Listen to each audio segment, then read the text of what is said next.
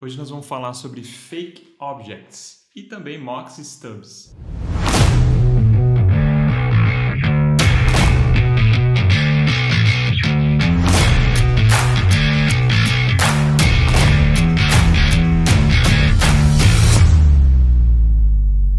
E aí galera, beleza?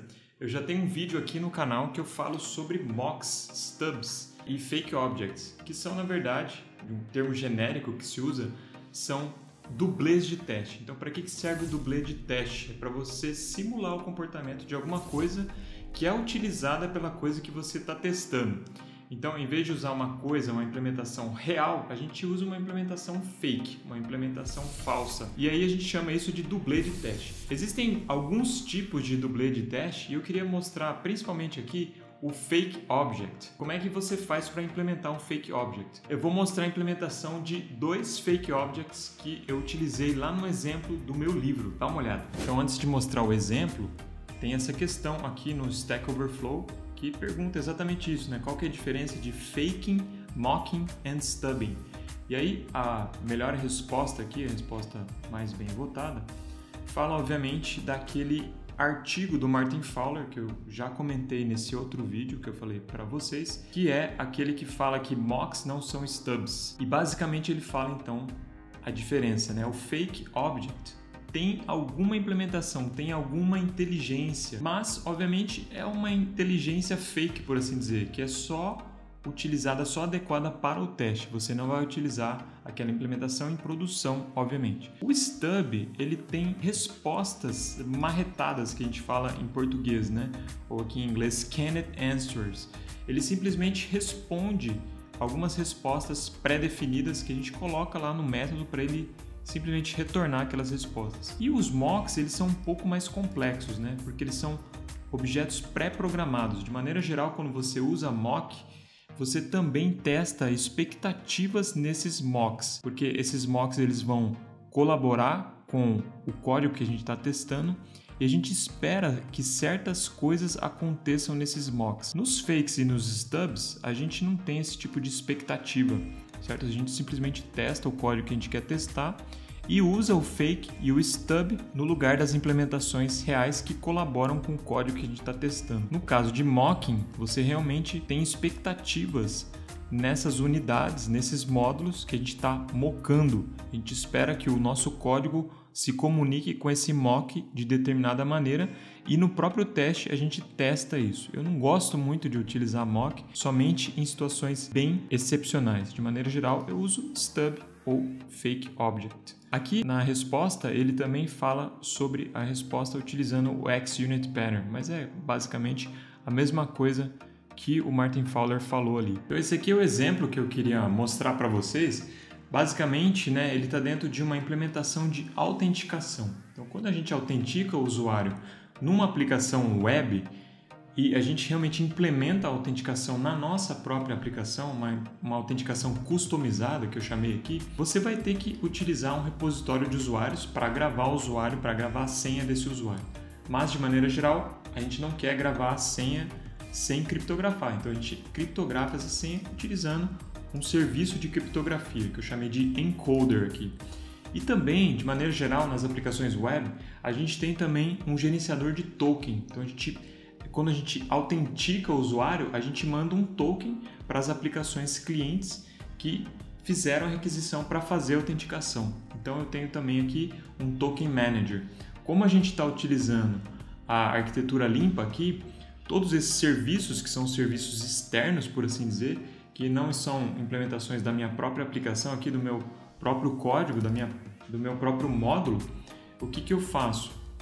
Eu injeto essas dependências para que eu possa ter liberdade em usar diferentes tipos de repositório, diferentes tipos de serviços ou bibliotecas de criptografia e diferentes tipos de gerenciador de token. Isso também, obviamente, me facilita no teste, porque quando eu estou testando isso daqui, eu não preciso utilizar um repositório real, eu não preciso utilizar um encriptador, né, um criptografador real, e não preciso usar um token manager real. Eu posso fazer o quê? Eu posso ter implementações fake dessas coisas. E aí que entra o Fake Object. Então, como eu implementei tudo isso aqui utilizando o TDD, primeiro eu fui lá e comecei pelo teste. Então, no teste eu tenho aqui um teste para autenticação quando o usuário e a senha são corretos. Eu tenho um teste para quando a senha é incorreta e tem um teste para quando o usuário não é registrado, né? Então você está tentando autenticar um usuário que não está na base de dados, no repositório no caso. E aí o que acontece? Para eu poder testar o meu módulo de autenticação sem ter um repositório real, um criptografador real e um token manager real, eu criei esses 3 dublês de teste, que no caso são fake objects, que simulam um criptografador, um token manager e um repositório. Então, se a gente for aqui no diretório que eu chamei de doubles, então aqui na aplicação que eu uso no livro, eu tenho um diretório aqui. Primeiro eu divido o código de produção do código de teste. Então eu tenho um diretório aqui que é o diretório dos testes. Dentro do diretório dos testes eu tenho também um diretório para guardar todos os dublês de teste que eu uso na aplicação.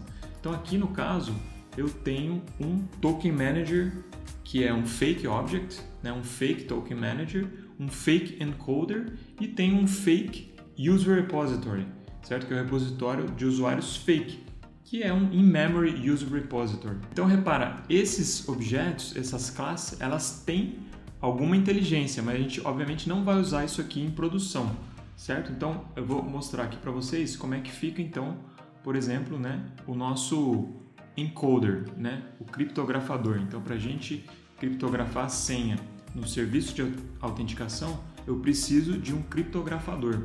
Aí eu criei então esse fake encoder, que é até engraçado, né? Então se a gente for olhar aqui a implementação dele, como é que eu fiz? Né? Ele implementa a interface encoder. A interface encoder define 2 operações, a operação para criptografar e a operação para comparar uma string, certo? Com a coisa descriptografada com a coisa criptografada, né? E ele vai verificar se batem essas coisas. E aí, o que eu fiz aqui? Né? É até engraçado.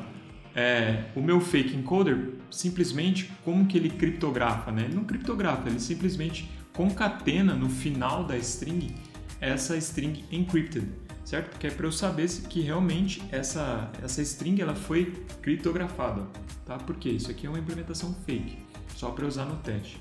E o compare faz a mesma coisa, certo? Ele espera que a minha senha criptografada seja a senha original, né, ou a string original, concatenada com o encrypted, certo? Então, se o hashed é isso daqui, ele retorna true, senão ele retorna falso, porque a minha senha não está criptografada com o meu fake encoder. Coisa parecida acontece no fake token manager.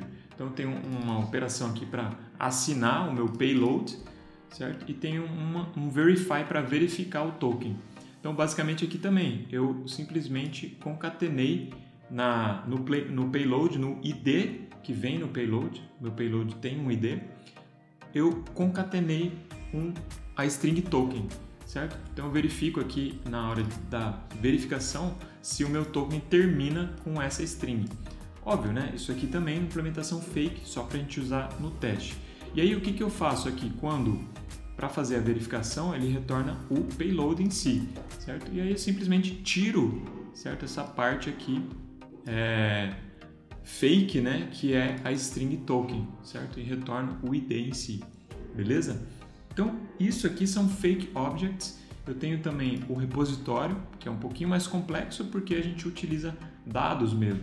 Então, mas aqui é um repositório em memória, a gente utiliza aqui um vetor para guardar informações dos usuários. E aí fica fácil você fazer o teste, né? Porque eu simplesmente crio um objeto do tipo encoder, certo? Que eu vou injetar no meu custom authentication.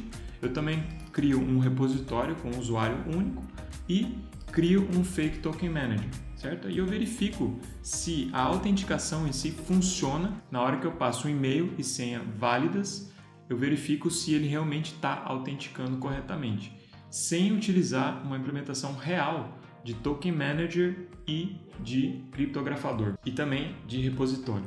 Então era isso, espero que tenha ficado clara a diferença entre o fake object, o stub e o mock e vários exemplos aqui, 3 exemplos de fake objects. Estou aqui com a minha camiseta do The Wise Dev nova Vocês podem esperar que logo mais eu vou atualizar a página do The Wise Dev, né, a landing page do The Wise Dev, porque tem muitas coisas novas, né? A gente publicou o livro, publicou os cursos que são bônus que vão junto com o livro, e também tem novidade por aí que eu vou falar para vocês mais para frente. Então, se você não está na nossa mailing list do The Wise Dev, entra, eu vou colocar o link aqui na descrição do vídeo para você entrar e ficar ligado sempre que tiver alguma novidade relacionada com o The Wise Dev.